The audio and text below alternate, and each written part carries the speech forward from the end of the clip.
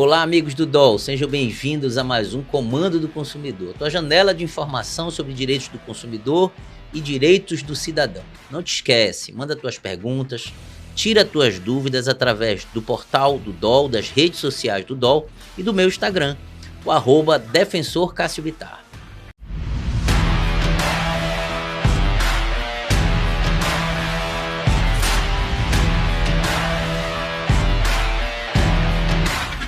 No programa de hoje, temos a alegria e a honra de receber aqui Dr. Rafael Vale, advogado, especialista em direito da energia. Ele foi idealizador da primeira cooperativa de energia solar do Brasil. Além disso, é colega, conselheiro do Conselho de Consumidores de Energia do Estado do Pará. Dr. Rafael, muito obrigado por tua presença, por tua disponibilidade e pelo teu tempo aqui no Comando Consumidor. Eu que agradeço a oportunidade de a gente falar desse tema, que é um tema relativamente novo e que tem às vezes ainda algumas confusões que a gente espera hoje poder tirar aqui as dúvidas do telespectador. Perfeito, Rafael. A ideia do programa é justamente tirar as dúvidas sobre temas sensíveis, atuais e que o consumidor costuma levar suas dúvidas para a mineração aqui das redes sociais do DOL. Repetindo, manda tuas perguntas, tira tuas dúvidas, que o espaço aqui tem essa finalidade. Hoje nós vamos falar sobre energia solar, ainda mais num contexto que o Brasil tem hoje. O Brasil ele tem dado exemplo para o mundo de geração de energia limpa, com geração de energia limpa, principalmente utilizando o sol como uma matriz energética. A produção de energia elétrica por meio de placas solares está em alta no país e chegou em 2023 a um patamar jamais visto. Neste ano, o país superou a marca de mais de 2 milhões de sistemas solares fotovoltaicos. Nós estamos passando aí de 23 gigawatts de potência instalada só com energia solar. São números surpreendentes, né, doutor Rafael? Algo que realmente mostra o Brasil, o potencial do Brasil e os investimentos feitos nessa área. Como é que o senhor avalia isso? Olha, eu avalio que, na verdade, nós temos muito a crescer ainda, doutor Cássio. Tem muito a crescer. Eu fico feliz de ver que já cada vez mais pessoas estão produzindo sua própria energia. É algo ainda novo no Brasil, né? Foi regulamentado em 2012, então tem aí pouco mais de uma década que foi possibilitado ao consumidor poder produzir sua própria energia e compensar na sua conta de energia.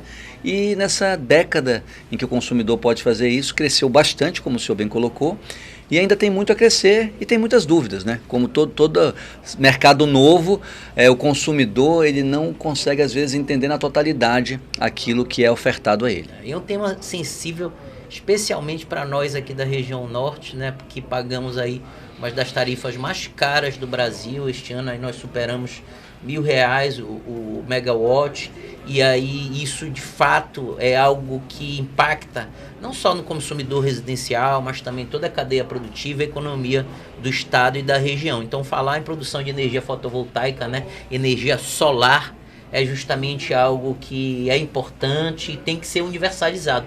Tu acha que já se universalizou a produção de energia elétrica solar aqui no estado do Pará? Já está acessível para a população? Ainda não. Ainda a gente vai ter um longo caminho a percorrer. Nós temos ainda muitos consumidores que não acessam isso, por razões diversas, né?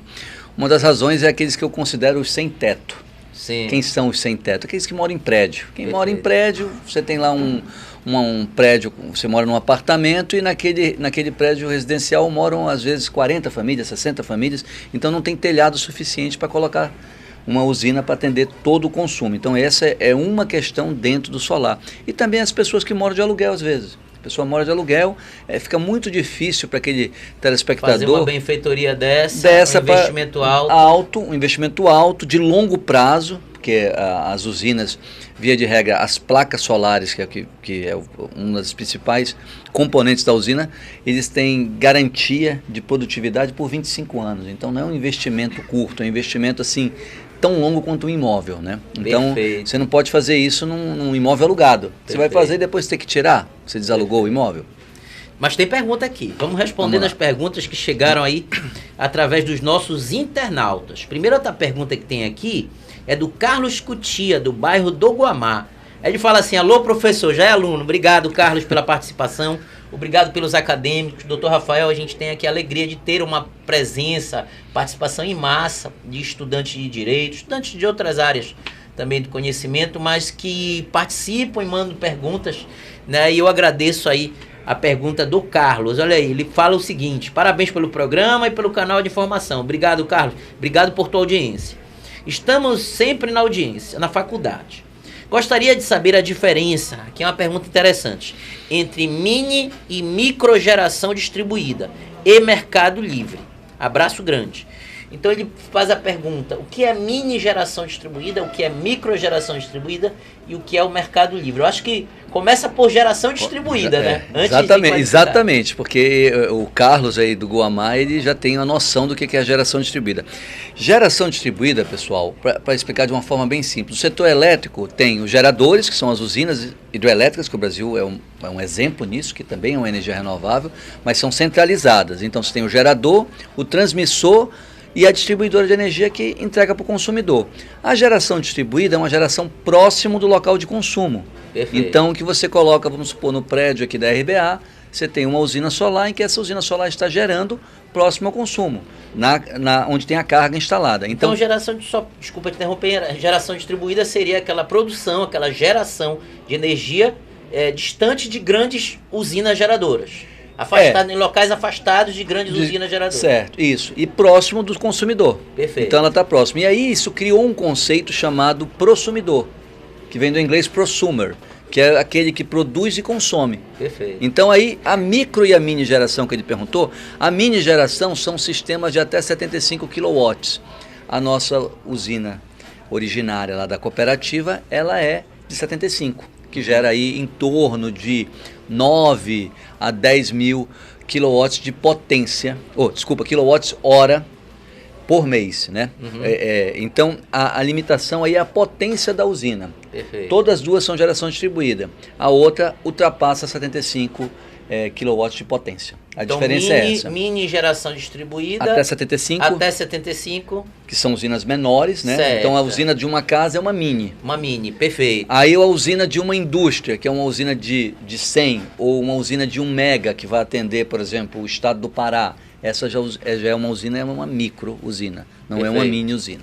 Desculpa, Perfeito. É o contrário, hein? A micro é pequena, a micro é de 75, vamos corrigir, e a mini é até 3 megas, Perfeito. Pela regulação. Eu acho que é importante deixar essa ideia de geração distribuída. Então, se eu tenho hoje uma placa solar, uma usina no telhado da minha casa, eu estou exercendo Sim. geração distribuída, ou Perfeito. seja, eu estou produzindo perto de onde se consome. Isso, aí eu consumo, e aí pegando já a pergunta do Carlos, o excedente. Vamos supor, doutor Rafael, eu viajei em julho para Salinas, e a minha casa continuou produzindo. Durante 60 meses essa energia fica na sua conta de energia para poder abater nos meses seguintes. Excelente. Então, esse é o sistema de compensação hoje. Boa. O sistema que o Brasil utiliza é o sistema de net metering. O que é isso? É o sistema em que você compensa, não há venda da energia. Ninguém vende energia. Você gera, você pode gerar em loco ou pode gerar também em cooperativas, ou gerar em outros locais que é a geração remota e compensar aqui. Perfeito. Mas essa é outra. Mas você perguntou também sobre mercado livre. Pergunta sobre mercado livre. O mercado livre, ele é para grandes consumidores de energia, tá? Então não se aplica ao residencial, infelizmente. Em outros países do mundo, por exemplo, na Europa, a totalidade, Alemanha, Itália, Portugal, já você pode escolher de quem comprar sua energia. Tipo como se fosse aqui no Brasil o telefone celular, você escolhe a operadora. Sim. Lá você tem essa possibilidade, que é um mercado todo livre. No Brasil, o mercado livre começou com grandes consumidores de energia e a partir de janeiro desse ano já vai abarcar também outros consumidores, mas ainda com carga alta, são os consumidores tipo A. O residencial é tipo B, então o residencial ainda não pode comprar. Mas atenção, você compra energia, o Mercado Livre, de uma comercializadora de energia, mas você continua ligado à distribuidora de energia. Perfeito. Você continua a receber a conta da antiga Celpa, hoje Equatorial, porque você tem que receber Perfeito. A conta para poder Então, se o Mercado Livre pagar. Seria eu comprar de uma geradora que não a geradora centralizada como aqui no caso do estado do Pará, o sistema Eletrobras, a Norte Energia. Sim. Eu não compraria, eu compraria de um outro produtor. Eu escolheria um outro produtor para comprar. E aí, naturalmente, barateando custos. Barateia custo, mas tem regras específicas. Você fica vinculado a uma fidelidade, você tem que comunicar a distribuidora, então é algo complexo. Na verdade, o setor elétrico é complexo, Dr. Cássio.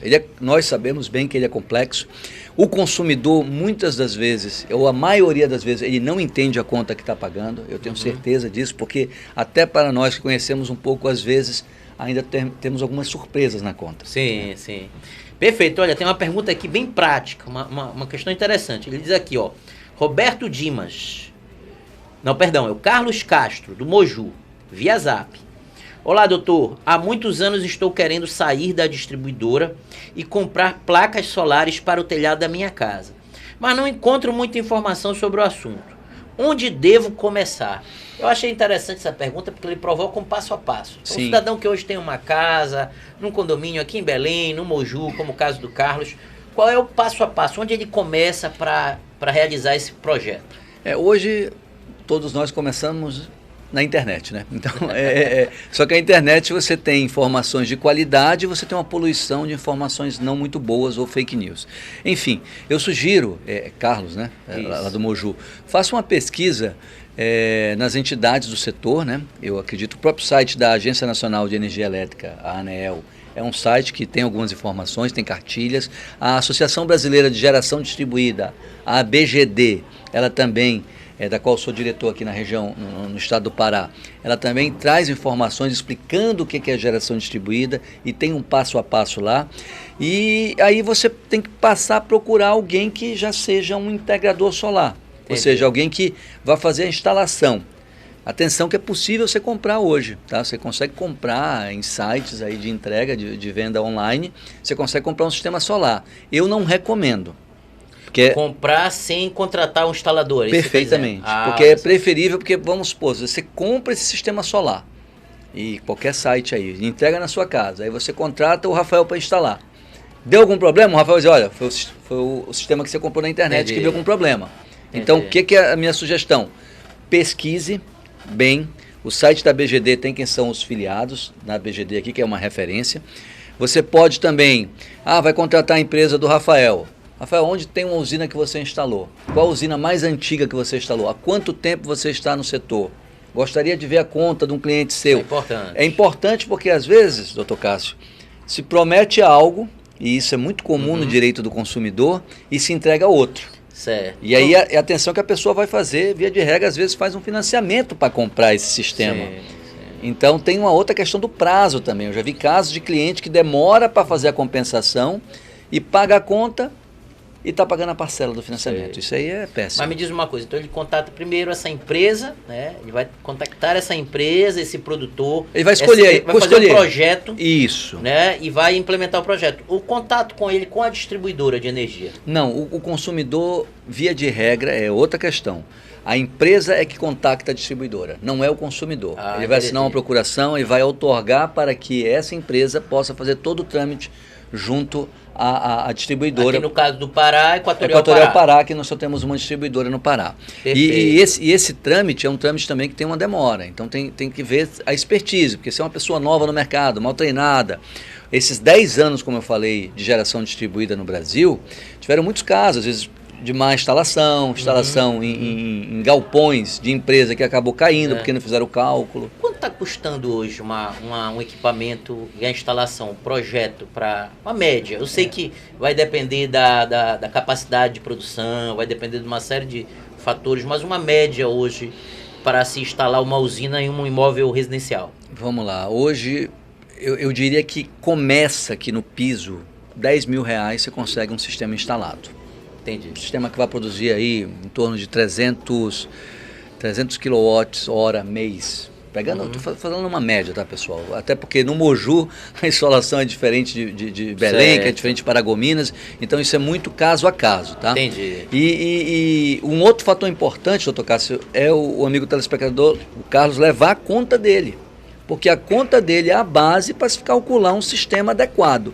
A conta e o espaço que ele tem disponível também. Sendo residência própria, ou se ele tiver, às vezes, como ele está no interior, pode ser que ele tenha um terreno maior, possa fazer até uma geração maior para ter um conforto de gerar mais do que ele consome hoje, para, por exemplo, ele poder passar a usar um ar-condicionado.